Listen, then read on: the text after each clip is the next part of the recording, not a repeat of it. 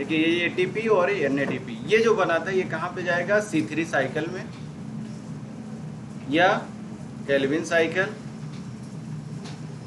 या dark reaction, यहीं पे इसका यूज होगा। ठीक है, जो एटीपी और एनएडीपीएच बना था हमारा कहाँ, लाइट रिएक्शन में। ठीक है, इसका यूज कहाँ होगा, डार्क रिएक्शन में। कह रहा ये जो सारे प्रोडक्ट बने थे कहाँ पे बने थे, लाइट रिएक्शन के सारे प्रोडक्ट थे। ठीक है, ये सारा किसका था, लाइट रिएक्शन का। ठीक है, यहाँ पे O2 भी इवॉल्व हुआ था, जो ऑक्सीजन था हमारा। कह रहा है ये भी डिफ्यूज हो गया था कहाँ, क्लोरोप्लास्ट में। एटीपी और एनएडीपी ये दोनों का फॉर्मेशन हो गया था, सिंथेसिस हुआ था किसका, फूड का और शुगर का। यहाँ पे क्या हुआ था, जो हमारा शुगर है या फूड है इसका फॉर्मेशन होगा। ठीक है, इसका मतलब आगे जो डार्क रिएक्शन में हमारा बनेगा वो क्या बनेगा, या तो सुक्रोज बनेगा या स्टार्च बनेगा। लास्ट में आप लोग देखेंगे ट्राइओज बनता है। ठीक है, ट्राइओज ही हमारा क्या है, सुक्रोज या स्टार्च। कह रहा है इस फेज को हम क्या कहते हैं, बायोसिंथेटिक फेज। ठीक है, और लाइट रिएक्शन को हमने क्या कहा था,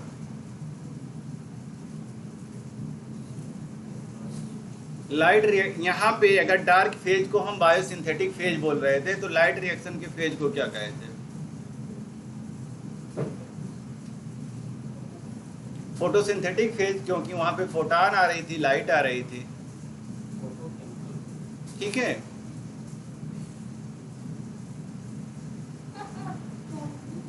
फिजिको केमिकल रिएक्शन होती है बेटा।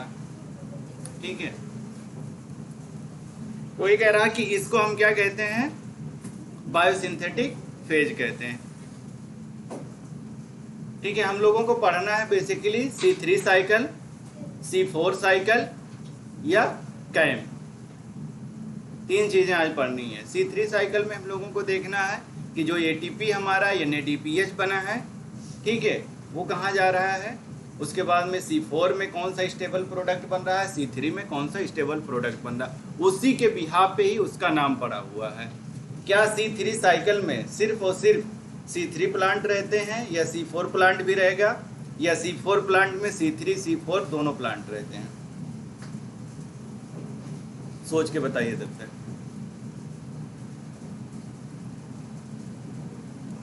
कह रहा है कि जो ये प्रोसेस है डार्क फेज, कह रहा है कि जो डार्क फेज रिएक्शन है ये कह रहा है कि इनडायरेक्टली डिपेंड रहती है लाइट रिएक्शन पे।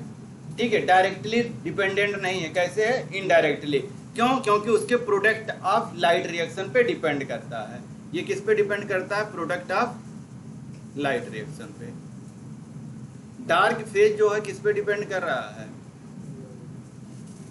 प्रोडक्ट ऑफ लाइट रिएक्शन पे।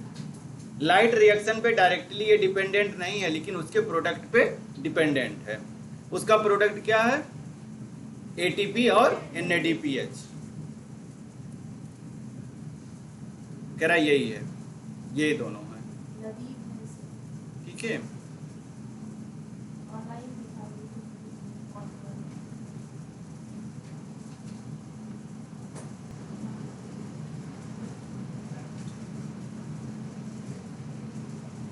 बोलने दो बेटा, यहाँ देखो तुम लोग। ठीक है, ये किसके हैं, सब डार्क रिएक्शन के ही हैं, वहां से इनका फॉर्मेशन हुआ यही। ठीक है, ये सारे लाइट रिएक्शन के हैं, जहाँ किस में रहे हैं, डार्क रिएक्शन में। इनका यूटिलाइजेशन कहाँ होगा, डार्क रिएक्शन में। कह रहा है ये वेरीफाइड है कि एटीपी और एनएडीपीएच लाइट रिएक्शन में ही बन रहा है। कह रहा है कि ये सिंपल है, इंटरमीडिएट है। लाइट जब आती है, ठीक है, तो उसी में क्या हो जाता है, जो इसका बायोसिंथेटिक प्रोसेस है कंटिन्यूअस होती है। जब लाइट आती है तो क्या होगा, कंटिन्यूअस प्रोसेस चलती रहेगी। जैसे लाइट खत्म होगी उसके बाद थोड़ा सा रिएक्शन चलेगा, जब तक लाइट फेज का जो एटीपी और एनएडीपीएच प्रेजेंट है, जैसे उसकी रिडक्शन होगी, कमी होगी, वो चीज़ें रिड्यूस करेगी, वो स्टॉप कर जाएगा। फिर लाइट रिएक्शन आएगी, फिर सारी चीज़ें बनेंगी, फिर दोनों रिएक्शन स्टार्ट होंगे। लेकिन जब इस पे प्रोडक्ट बनेगा लाइट फेज का, तभी डार्क फेज का रिएक्शन स्टार्ट होगा, अदरवाइज नहीं होगा। वो लिखा हुआ है कि ये दोनों स्टॉप हो जाते हैं। जब ये कंटिन्यूसली चलेगी तो ये भी रिएक्शन चलेगा, क्योंकि उसके प्रोडक्ट ऑफ लाइट रिएक्शन के प्रोडक्ट पे डिपेंड करता है डार्क रिएक्शन।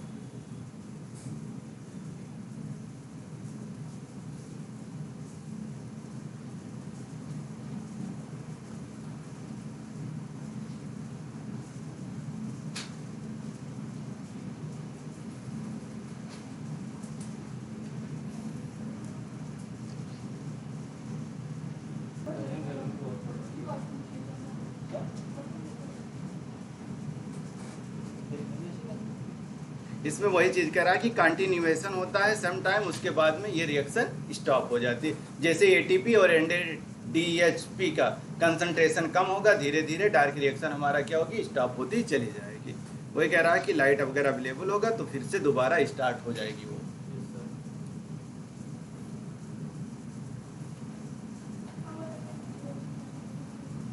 यहाँ पे देखिए क्या कह रहा है कि जो हमारा एटीपी है और एनएडीपीएच है, ये किस में यूज हो रहा है, बायोसिंथेटिक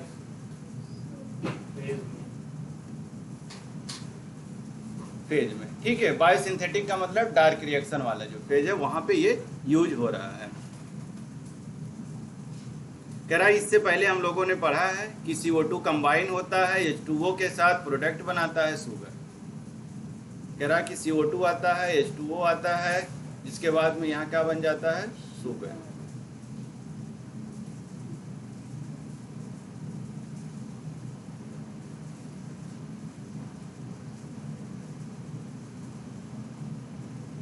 कह रहा है इसमें कई सारे इंटरेस्टिंग हैं, कई सारे साइंटिस्ट ने इसको खोजा है। ठीक है, कि अगर CO2 हमारा कार्बोक्सिलेशन हो रहा है, ठीक है, CO2 का अगर कार्बोक्सिलेशन हो रहा है, कार्बोक्सिलेशन का मतलब फिक्सेशन ऑफ CO2, ठीक है, और रिडक्शन अगर हो रहा है किसी चीज का, ठीक है, और रीजनरेशन हो रहा है, 3 प्रोसेस हैं पूरे।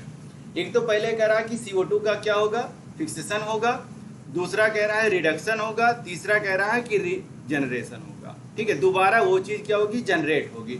जब वो चीज़ें जनरेट होंगी तो वो क्या होगी, पूरी साइकिल चलती रहेगी, वरना वहीं से क्या हो जाएगी, अनइंटरप्टेड हो जाएगी, वहीं से वो साइकिल रुक जाएगी।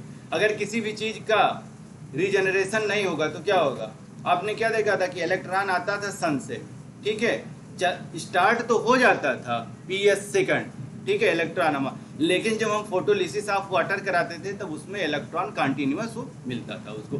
सेम उसी तरीके से इसमें है। कह रहा है कि जो CO2 है यही आएगा और इसके रिएक्शन को फिक्स करेगा। यही फिक्सेशन ऑफ CO2 ही हमारा क्या कहलाएगा, कार्बोक्सिलेशन। कह रहा कि फिक्सेशन अगर हो गई है तो इसी को हम क्या कहेंगे, कार्बोक्सिलेशन। इसी को हम कार्बोक्सिलेशन कहेंगे।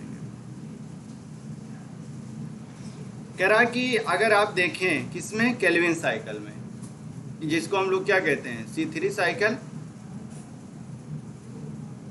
ठीक है, C3 साइकिल इसका नाम क्यों पड़ा, फर्स्ट स्टेबल प्रोडक्ट। ठीक है, इसमें बनता है 3PGA, 3PGA। ठीक है, फास्फोग्लिसरेट कहिए या फास्फोग्लिसरिक एसिड कहिए, दोनों सेम है। ठीक है, यही बनता है, इसीलिए इसका नाम C3 साइकिल कहा गया है। बनता किस में है, C3 प्लांट में, सिर्फ और सिर्फ किस में बनेगा, C3 प्लांट्स में।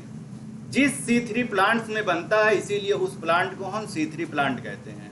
सारे प्लांट में C3 नहीं बनता है, सारे प्लांट में C3 साइकिल नहीं चलती है।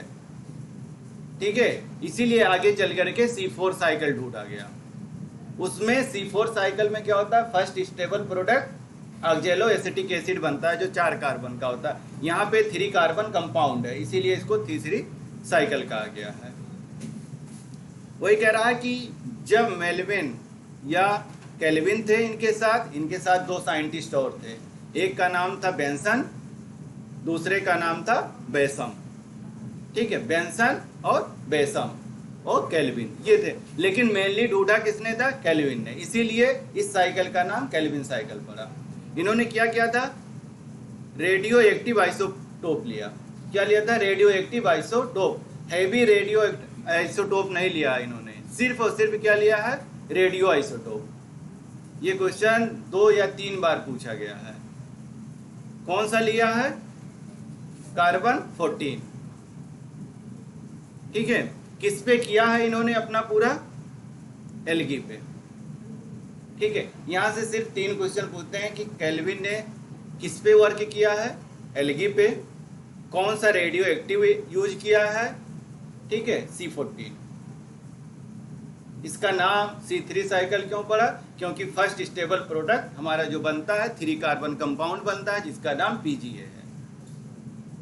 ये 3 क्वेश्चन यहां से बनते हैं।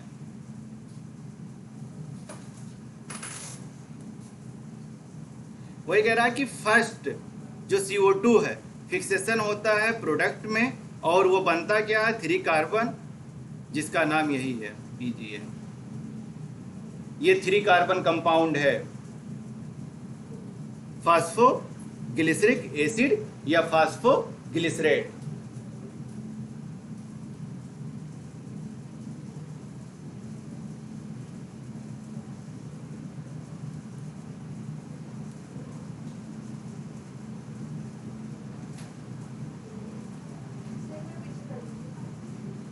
ये लीजिए बेटा।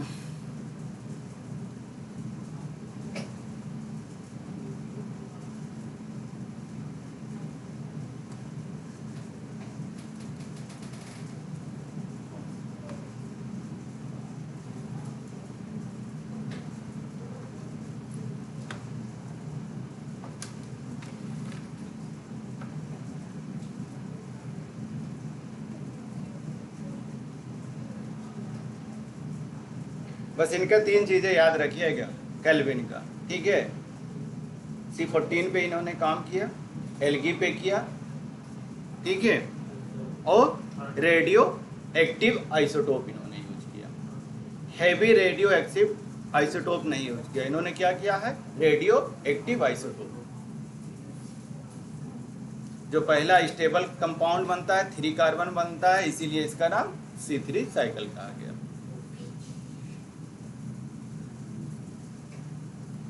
कह रहा है कि जो केल्विन काम कर रहे थे और कंप्लीट किया कहाँ? बायोसिंथेसिस पाथवे जो इन्होंने बनाया था उसी को हम क्या कहते हैं? केल्विन साइकिल या C3 साइकिल।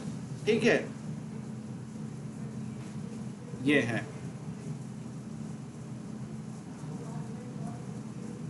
इनके साथ और लोग थे लेकिन क्रेडिट इन्हीं को मिला।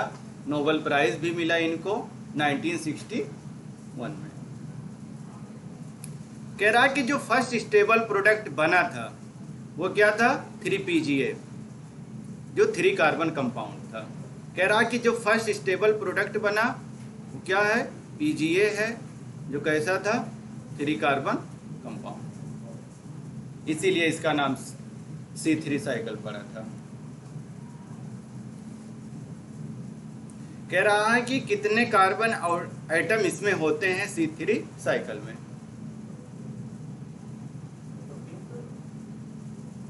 कह रहा है कि how many carbon atom does it have? कितने होंगे इसके पास?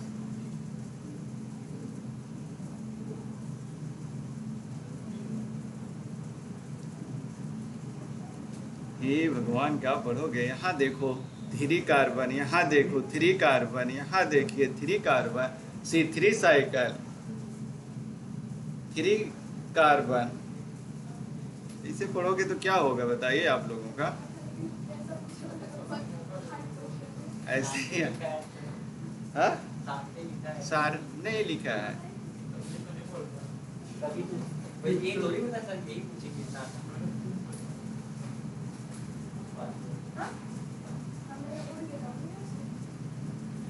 कह रहा था जब C3 साइकिल चला, ठीक है, प्लांट में, तो वही सिर्फ और सिर्फ 3PGA ही नहीं बनता था, किसी और प्लांट में कुछ और भी चीजें बनती थी जिसमें 3PGA बना है। 3 कार्बन कंपाउंड फास्फोग्लिसरिक एसिड बना, उसको ही हमने क्या कहा?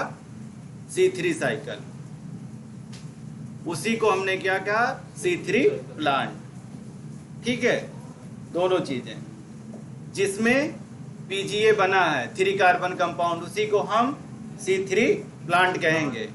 जिसमें नहीं बना है उसको हम दूसरा कहते हैं, जो आगे चल करके क्या बना था, 4 कार्बन कंपाउंड बना, जिसको हम क्या कहते थे, ऑक्जेलो एसिटिक एसिड, जो C4 प्लांट या C4 साइकिल कहा गया, या C4 पाथवे। कह रहा उसी टाइम पे अगर देखेंगे तो PGA तो बना, उसके अलावा और भी बना। ठीक है, और भी क्या बना, ऑक्जेलो एसिटिक एसिड, जो किसमें बनता है, C4 साइकिल जब चलती है उसमें बनता है। लेकिन C4 साइकिल में C3 साइकिल और C4 साइकिल दोनों का इन्वॉल्वमेंट होता है। C3 साइकिल में सिर्फ और सिर्फ C3 साइकिल ही चलती है और C3 प्लांट में चलती है। समझ में आया, नहीं आया? C3 साइकिल जो चलेगी C3 प्लांट में, सिर्फ और सिर्फ उसी में चलेगी। लेकिन C4 चलेगी तो दोनों में, C3 में और C4 दोनों का इन्वॉल्वमेंट होता है उसमें।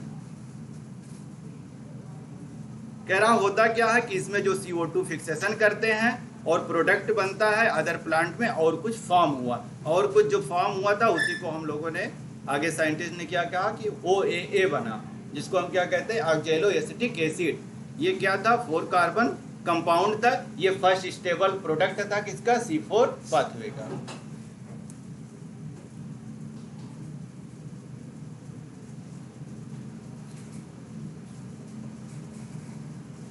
ये कह रहा है कि जब इसको कंडक्ट कराया गया, ये एक्सपेरिमेंट हुई, तो अनदर ग्रुप ऑफ प्लांट में मिला और स्टेबल प्रोडक्ट मिला जो CO2, अगेन यही है हमारा ऑक्जेलो एसिटिक एसिड। किसी और में फॉर्म हुआ जो ऑक्जेलो एसिटिक एसिड था।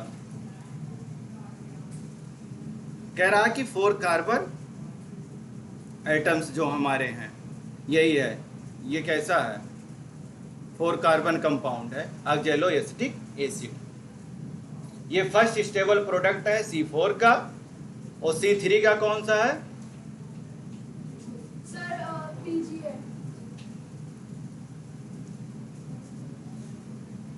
कह रहा जब उसको आइडेंटिफाई किया गया अदर प्लांट में, तो उसका नाम क्या मिला, OAA, जिसका नाम क्या था, ऑक्जेलो एसिटिक एसिड। जब क्रेब साइकिल पढ़ेंगे, क्रेब साइकिल, वहां पे आप लोग ये चीज देखते हैं कि ऑक्जेलो एसिटिक एसिड हमारा बनता है। ऑक्जेलो एसिटिक एसिड ही हमारा कन्वर्ट होता है किसमें, सिट्रिक एसिड में। वहां पे 3 कार्बन कंपाउंड बनता है, जिसको हम लोग क्रेब साइकिल को क्या कहते हैं, सिट्रिक एसिड साइकिल।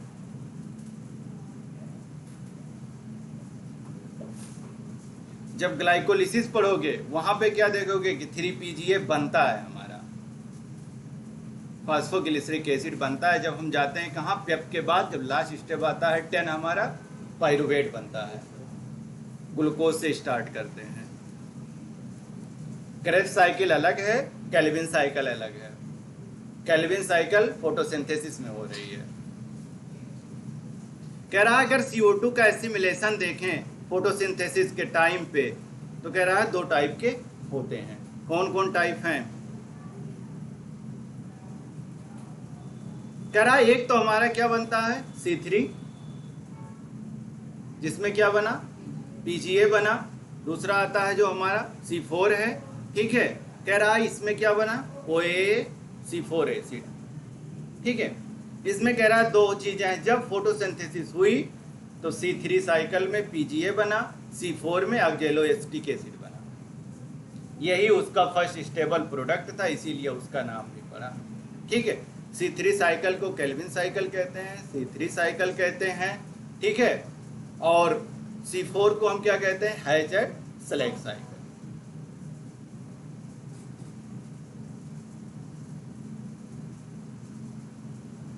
C4 में दोनों चीजें चलेंगी, C3 साइकिल और C4 साइकिल, लेकिन C3 में सिर्फ और सिर्फ C3 चलेगी।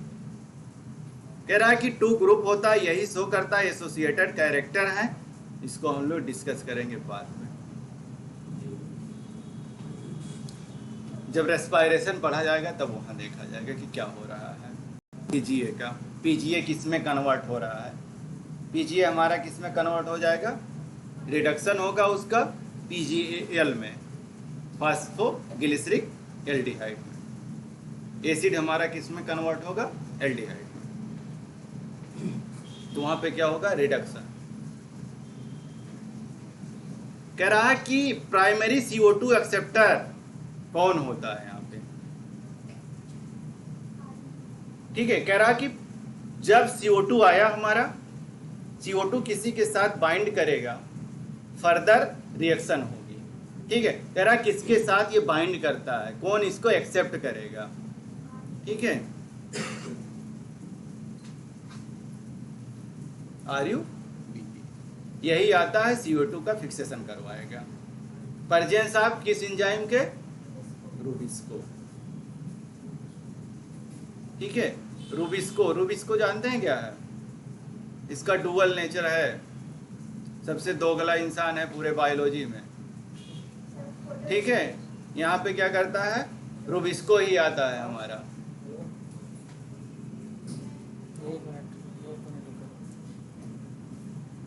ठीक है, ठीक है।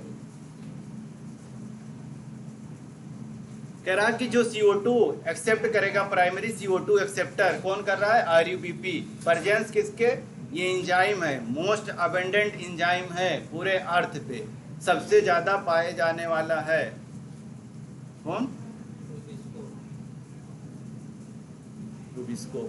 इसका नेचर क्या है? Dual nature. हाँ, अगर टेम्परेचर लो रहेगा, अगर टेम्परेचर लो है तो कार्बोक्सिलेशन एक्टिविटी दिखाएगा, कार्बोक्सीजिनेज वाली एक्टिविटी। और अगर टेम्परेचर बढ़ रहा है तो ऑक्सीजनेज। ठीक है, इसीलिए इसको डुअल नेचर है इसके पास। इसको जैसे लोग मिलेंगे वैसा अपना नेचर दिखाएगा। टेम्परेचर बढ़ेगा, ऑक्सीजनेज कराने लगेगा, मतलब फोटो रेस्पायरेशन कराने लगेगा। और अगर टेम्परेचर लो होगा, फोटोसिंथेसिस हमारा कार्बोक्सिलेशन करवाएगा। ये मोस्ट अबेंडेंट है, 16% प्रोटीन है इसमें, पूरे अर्थ पे अकेला देता है। इससे कह रहा है कि जितने भी एंजाइम हैं आप उनको क्या पढ़ते हैं? जितने भी एंजाइम हैं वो क्या है? प्रोटीन। ठीक है, ये अकेला 16% एंजाइम देता है अर्थ पे। ठीक है, इसीलिए इसको मोस्ट अबेंडेंट कहा गया है। लेकिन इसका क्या है? डुअल नेचर है।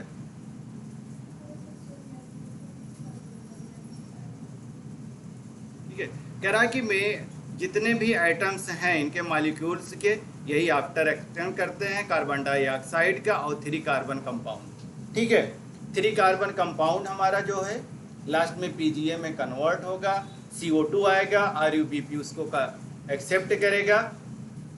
ठीक है, रूबिस्को जो एंजाइम है यही कन्वर्ट करा देगा इसको PGA में। हुआ क्या?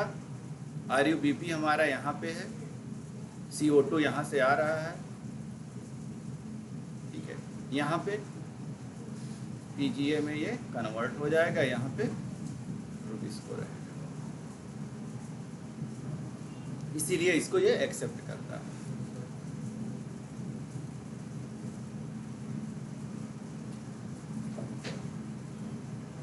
पहले ये हुआ कि जो एक्सेप्ट करता है हो सकता है वो 2 कार्बन कंपाउंड हो।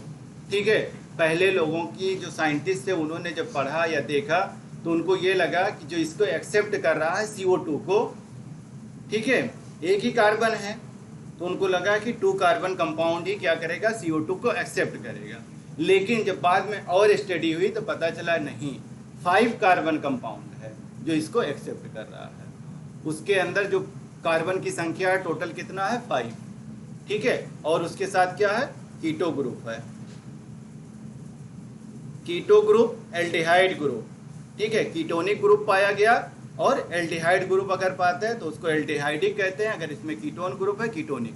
ठीक है, वही कह रहा है कि इसके पास क्या था? 5 कार्बन कीटोस शुगर।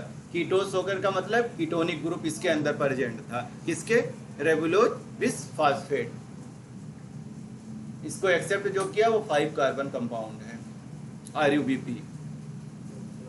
पहले ये हुआ था कि CO2 है, CO2 के एक्सेप्ट 2 कार्बन कंपाउंड कर लेगा, लेकिन बाद में पता चला कि 2 कार्बन कंपाउंड नहीं है, 5 कार्बन कंपाउंड है, जिसके पास जो फंक्शनल ग्रुप है वो क्या है, कीटोस या कीटोनिक ग्रुप। वही कह रहा है कि ये चीज़ें देखा गया, ये पॉसिबिलिटी मिली देखने को कि 5 कार्बन कंपाउंड RUBP ही CO2 को एक्सेप्ट कर रहा है। कह रहा है कोई बात नहीं, लॉन्ग टाइम तक हम लोगों ने कंडक्ट करा, एक्सपेरिमेंट करा, तब जा करके इस कंक्लूजन पे पहुंचे हैं। पहले यह था कि 2 कार्बन कंपाउंड, बाद में पता चला नहीं 5 कार्बन कंपाउंड है, RUBP ही है, यही आकर के उसको एक्सेप्ट करता है।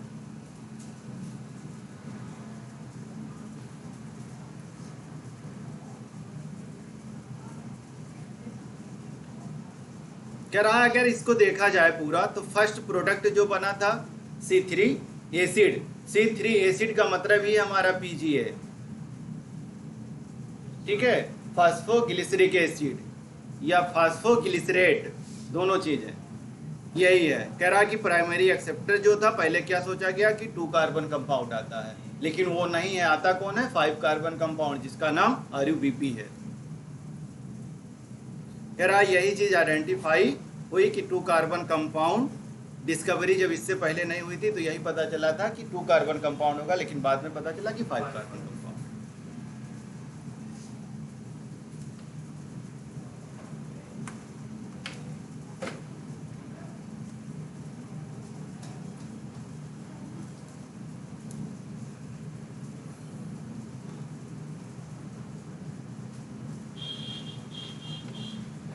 देखिए केल्विन साइकिल, ठीक है, केल्विन साइकिल यही हम लोगों को पढ़ना, मेन यही है हम लोगों का, ठीक है, पूरे फोटोसिंथेसिस में।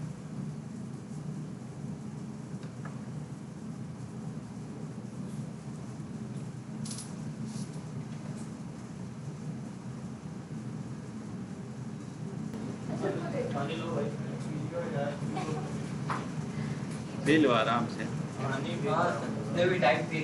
ठीक है, हाँ दे दिया। केल्विन साइकिल ही हमारा तीसरी साइकिल है, ठीक है। इसमें क्या हुआ था, ये यूज किया गया, एल्गल पे काम किया गया, ठीक है। फर्स्ट स्टेबल जो प्रोडक्ट बना हमारा वो क्या बना,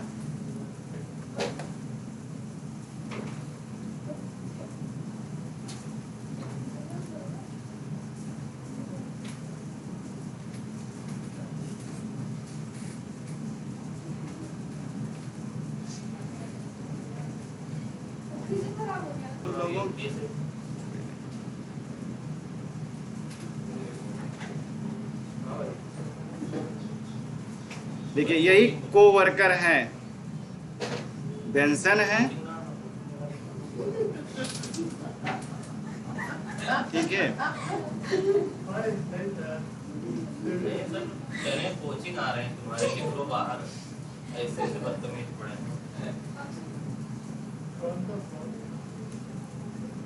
देखिए बेटा पढ़ लीजिए, ठीक है। एक तो केल्विन साहब हैं, दूसरा इनके कोवर्कर हैं, एक का नाम बेंसन है, दूसरे का नाम बासम है, ठीक है। यही दो लोग और थे जिनको हम लोग क्या कहते हैं, कोवर्कर।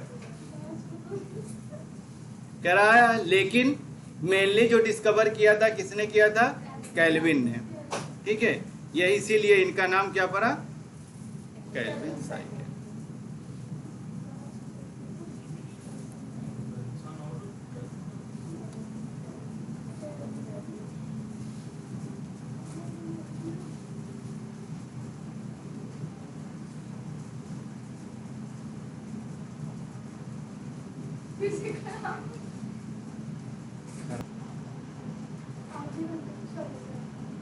आके बैठे उसी आज फोकस में बैठा था,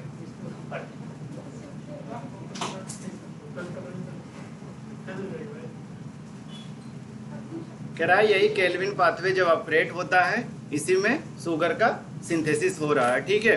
कह रहा है जब भी केल्विन साइकिल हो रहा है उसमें फोटोसिंथेटिक प्लांट सारे के सारे जितने भी हैं सब कैसे होंगे, फोटोसिंथेटिक प्लांट होंगे, ठीक है।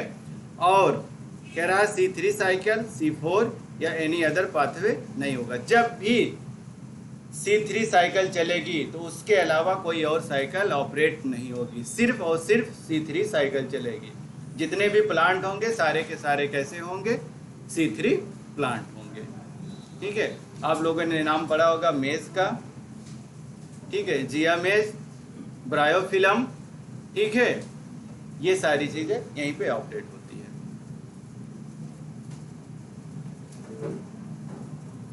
कह रहा है कि केल्विन साइकिल, इसके कई सारे स्टेजेस हैं।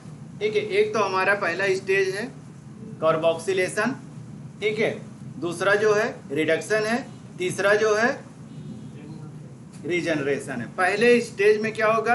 CO2 हमारा आएगा, उसको फिक्स कराएंगे। ठीक है, CO2 आएगा, जो एटमॉस्फेरिक CO2 है वो आएंगे, उनका वेलकम होगा, RUBP करेगा, उसको फिक्स करा देगा। जब फिक्स हो जाएगा, 3PGA में कन्वर्जन हो जाएगा, तब दोबारा हमारा उनका रिडक्शन होगा। 3PGA ही हमारा कन्वर्ट होगा किसमें? PGAL में। ठीक है, PGAL, ठीक है, एल्डिहाइड में। एसिड हमारा कन्वर्ट हो जाएगा एल्डिहाइड में। एल्डिहाइड फिर हमारा कन्वर्ट जा करके RUBP के साथ फिर मिल जाएगा और वही चीजें जनरेट करता रहेगा। फिर वो साइकिल पूरी अपनी ऑपरेट होती रहेगी, चलती रहेगी। उसी में हमारा ग्लूकोज भी बनेगा। ठीक है, कह रहा है कि कार्बोक्सिलेशन जो स्टेप है उसमें क्या हो रहा है? कार्बन का फिक्सेशन कराया जा रहा है। कह रहा है ये स्टेबल इंटरमीडिएट है। ठीक है, ये कैसा है? स्टेबल है।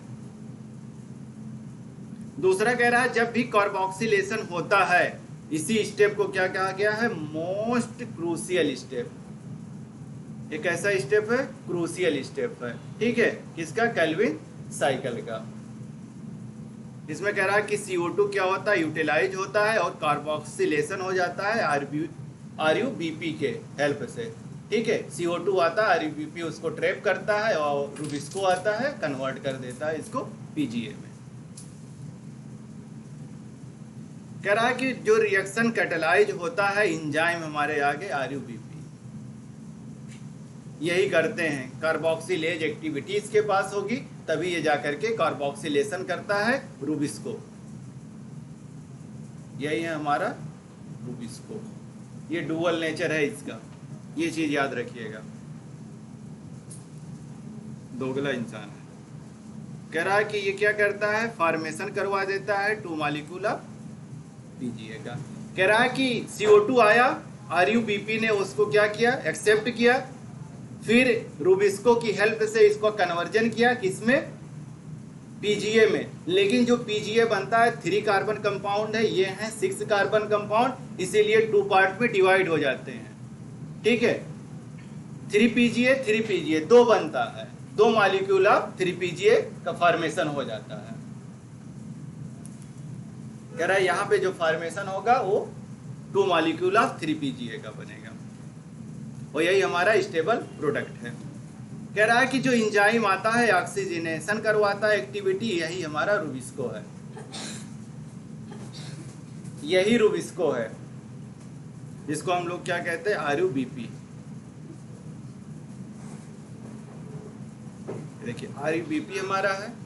ठीक है, 5 कार्बन कंपाउंड, CO2 हमारा आया, ठीक है, H2O हमारे आए, ये रुबिस्को आए। एंजाइम कह रहा है कि यही क्या बना दिया? 3PGA हमारा बन गया। यही है 3PGA,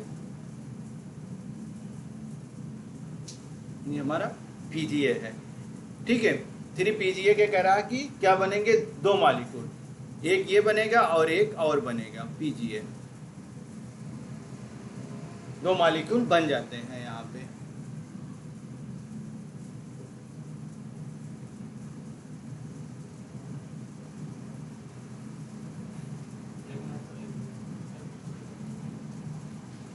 ये जो रुबिस्को है ये एंजाइम है।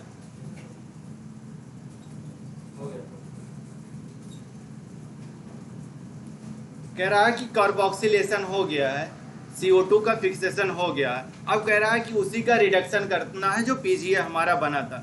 कह रहा है यही 2 स्टेप रिएक्शन जो था हमारा, यही लीड किया और फॉर्मेशन करा दिया ट्राइओज।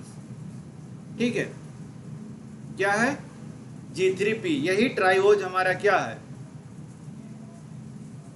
सुक्रोज है और स्टार्च।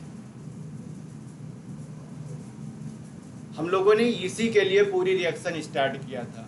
अब जाकर के हम लोगों को क्या मिल रहा है, एनर्जी, फूड अब मिला है। बन कब से रहा है, बना अब है, इसी के लिए पूरी रिएक्शन चली है। कह रहा है इसमें जो इन्वॉल्व होते हैं और यूटिलाइजेशन जो हो रहा है,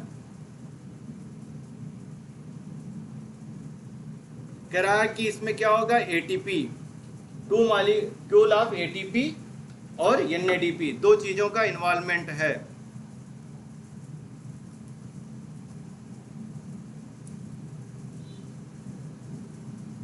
नहीं बता देंगे बाद में, ठीक है, नहीं चलेगी क्लास तो चलेगी।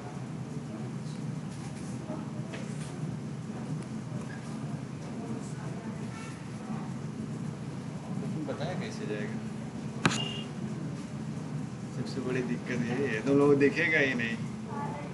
हाँ सर आप इमेजिनरी लाइन खींच दीजिए, आपको समझ में यार आएगा। बोलते रहिए।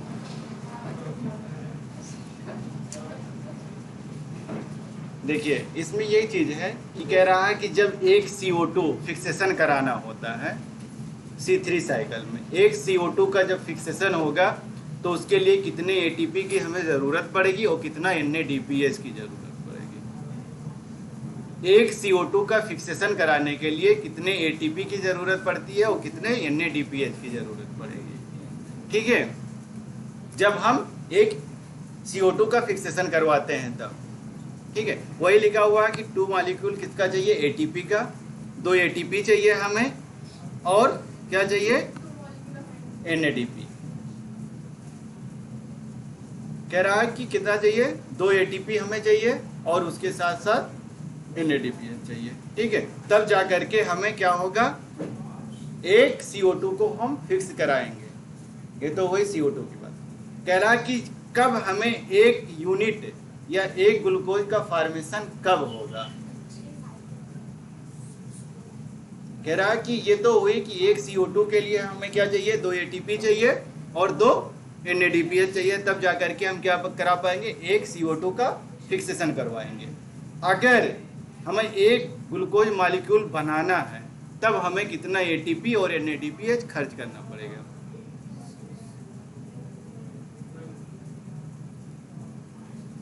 जब 6 टर्न ये चलेगी CO2, मतलब 6 बार, ठीक है, तब जाकर के एक ग्लूकोज मॉलिक्यूल हमें मिलेगा।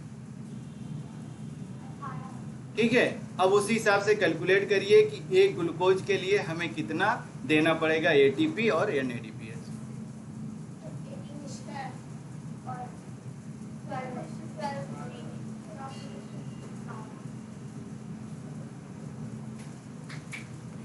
क्वेश्चन नहीं समझ में आ रहा है। एक CO2 का जब फिक्सेशन हो रहा है, 2 ATP खर्च हो रही है और 2 NADPH।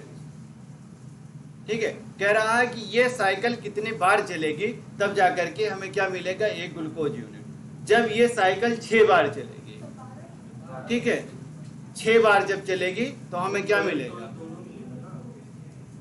तब एक ग्लूकोज हमें मिलेगा। ठीक है, तो कितना ATP हमारा खर्च हो जाएगा और कितना NADPH खर्च होगा।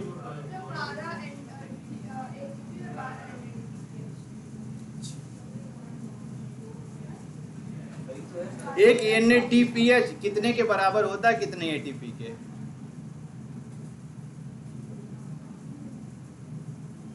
एक NADPH कितने ATP के बराबर होता है, 3। हाँ, 12 और 18। कह रहा कि 6 मॉलिक्यूल CO2 फिक्स कब होगा, जब 6 टर्न साइकिल चलेगी। ठीक है, 6 बार साइकिल चलेगी, तब जाकर के हमें कितना मिलेगा, एक ग्लूकोज यूनिट मिलेगा।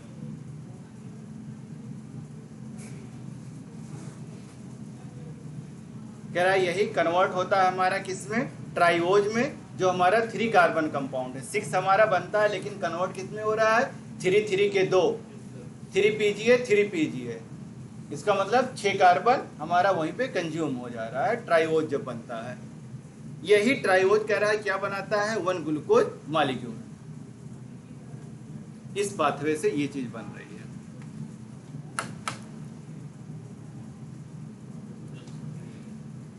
ये यहाँ पे वही चीज लिखा हुआ है कि पीजीए जो है हमारा 12 एटीपी लिया है, ये चीज बना है, 3 कार्बन कंपाउंड ये भी है, 3 कार्बन कंपाउंड ये है, 12 एटीपी यूज हुआ है, ठीक है, और 12 एटीपी हमारा वहां से बना है। दूसरा कह रहा है कि वही चीज फिर 1,3,20, ठीक है, इस पे 2 पे फास्फेट ग्रुप लगे हैं, पहले पे और दूसरे पे। ग्लाइकोलिसिस जब हम लोग पढ़ेंगे तो वहाँ पे यही चीज़ पढ़ते हैं कि ग्लूकोज आता है, ग्लूकोज का ग्लूकोज आता है, हेक्सोकाइनेज आता है, कन्वर्ट कर देता है ग्लूकोज 6 फास्फेट में, ग्लूकोज 6 फास्फेट हमारा कन्वर्ट होता है फ्रक्टोज में, फ्रक्टोज फिर कन्वर्ट होता है फ्रक्टोज 6 फास्फेट में, वही हमारा कन्वर्ट हो जाता है 1,3,20 फास्फेट में। वो हमारा 2 पार्ट में टूट जाता है, एक DHAP में और दूसरा हमारा ग्लिसरॉल्डिहाइड में। इसका जब उल्टा आप जाएंगे नीचे से तो वो चीज आपको पूरी ग्लाइकोलिसिस ही आपको देखने को मिलेगी। पूरा अगर आप ग्लाइकोलिसिस को पलट के देखेंगे तो आपको ये चीज, ये साइकिल आपको देखने को मिलेगी।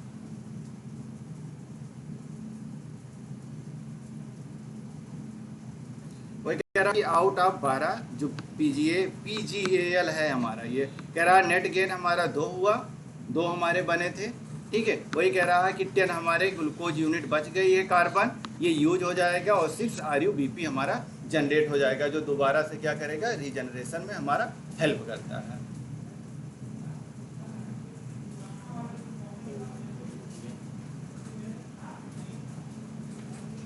नेक्स्ट में पढ़ा देंगे, ठीक है, आज देख लो ऐसे। कह रहा है कि रीजनरेशन जो हो रहा है, CO2 एक्सेप्टर कौन है, RUBP, ठीक है। RUBP कौन है, CO2 का एक्सेप्टर यही है, यही बताया था, क्रूशियल स्टेप है C3 साइकिल का, ठीक है। कह रहा है कि जो रीजनरेशन स्टेप हुआ है उसके लिए रिक्वायर होती है क्या, 1 ATP, किसके लिए, फास्फोराइलेशन के लिए। RUBP के फास्फोराइलेशन के लिए 1 ATP की जरूरत पड़ती है, 1 ATP हमारा रीजनरेशन स्टेप में यूज हो रहा है। कह रहा है जो 3 PGL बना है या DHAP बना है हमारा, यही कह रहा है कि आइसोमेरेज करते हैं। आप जब ग्लाइकोलिसिस में देखेंगे जहां पे बाइफरकेट होता है 1,3,20 फास्फेट, वहां पे आप देखेंगे तो एक तरफ DHAP बनता है, दूसरे तरफ आप देखेंगे तो हमारा यही फास्फेट बनता है, ठीक है। दोनों के बीच में आइसोमेराइज रिएक्शन होते हैं, ये दोनों क्या हो गए, एक दूसरे में आइसोमेरेज एक्टिविटी होती है। कह रहा है यही कैटालाइज कर करके क्या बनाता है, ट्राइओज फास्फेट आइसोमेरेज।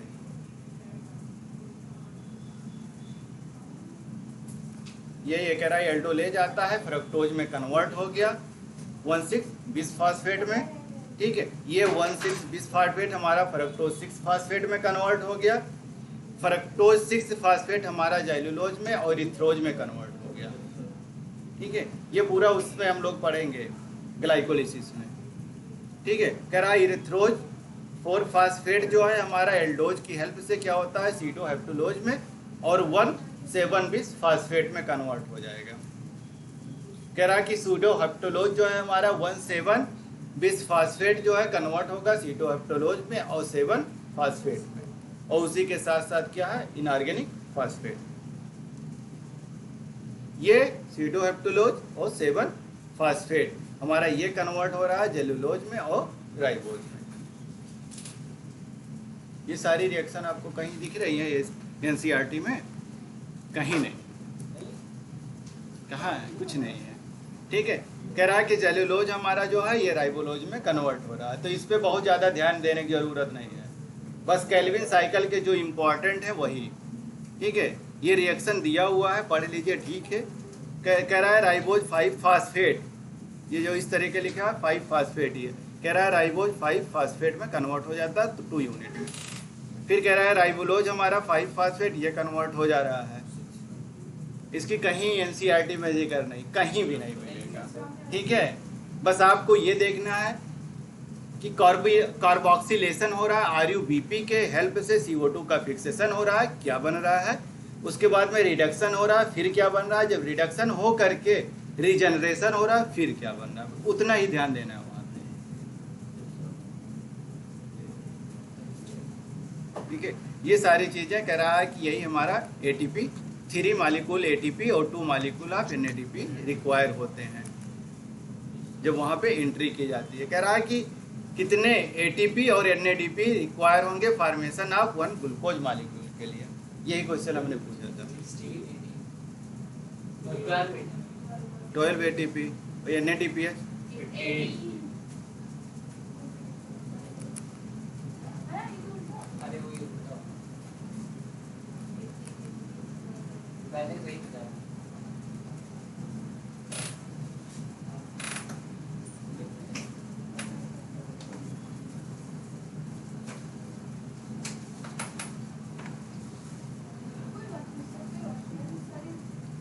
तो इसको फिर से पढ़ाएंगे बेटा नेक्स्ट टाइम। ये पूरा हमारा यूज दिया हुआ है, देख लीजिए थोड़ा सा। कह रहा है कि 6 CO2 आता है, अंदर आया, ट्राइओज में ये कन्वर्ट हुआ, ठीक है। 2 ट्राइओज में जो कन्वर्ट हुआ है 3 PGA में, 2 में कन्वर्ट हुआ। वो दोनों इक्विवेलेंट किसके हैं, 1 ग्लूकोज मालिक्यूल के, क्योंकि उसमें 6 कार्बन होता है, इसमें 3 कार्बन है। और ये आया कितना, 6 कार्बन। दूसरा कह रहा है कि जब ये आते हैं तो 18 ATP की जरूरत पड़ती है, 18 ATP निकल जाता है। कह रहा है कि 12 NADPH खर्च होता है और 18 ATP खर्च हो रही है।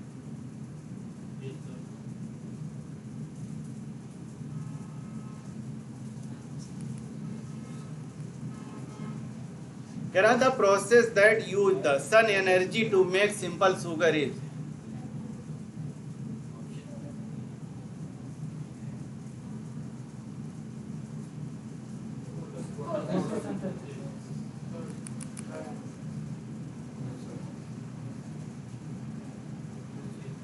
कह रहा C3 plant first stable product during dark reaction.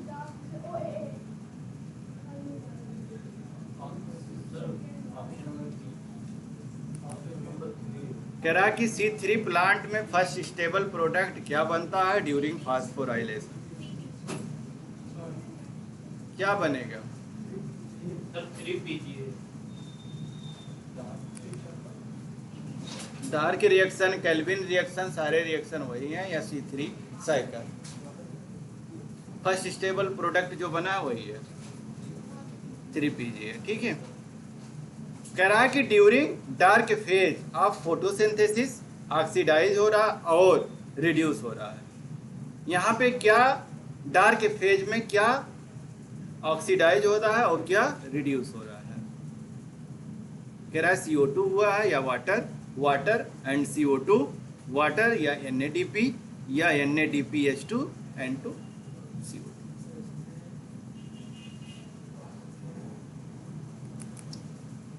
कह रहा है ड्यूरिंग डार्क फेज रिएक्शन में जब फोटोसिंथेसिस हो रही है, C3 साइकिल की बात हो रही है। कह रहा है कि जब फोटोसिंथेसिस हो जाती है तो यहाँ पे CO2 आएगा कि वाटर आएगा कि NADPH2 आएगा। कह रहा है ऑक्सीडाइज होगा तो वाटर आएगा, CO2 आएगा, NADP आएगा या CO2 आएगा। ऑक्सीडाइज क्या हो रहा है और रिडक्शन किसका हो रहा है।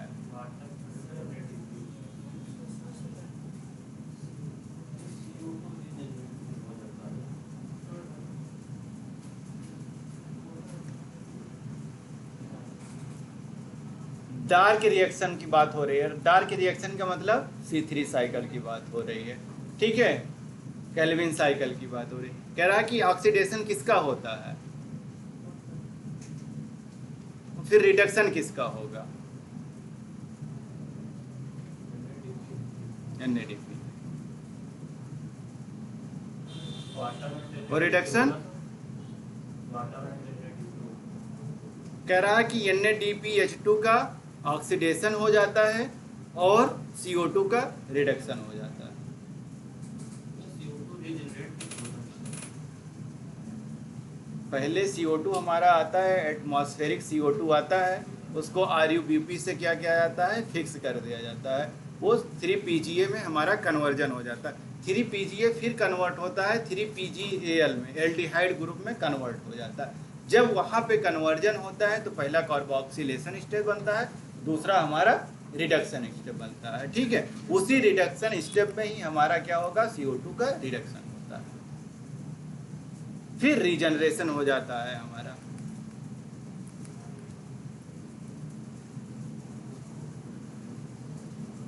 कह रहा है कि प्रोड्यूस 3 ग्लूकोज मॉलिक्यूल, कितना बनाना है, 3। कितने ATP यूज होंगे, कितने NADPH2 मॉलिक्यूल की जरूरत पड़ेगी। कह रहा है कि अगर 3 ग्लूकोज मॉलिक्यूल हम बना रहे हैं तो कितने ATP हम देंगे, कितने NADPH2 देंगे। सर ऑप्शन दीजिए। दिमाग लगा लो थोड़ा सा। ऑप्शन नंबर 1 पहला एक के लिए 18 और 12 की जरूरत पड़ती है।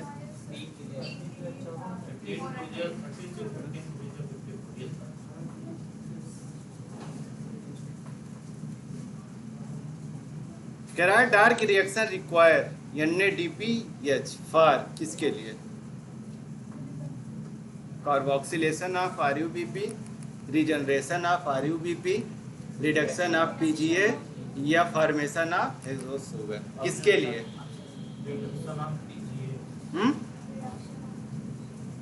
Reduction of, thank you sir. Thank you बेटा।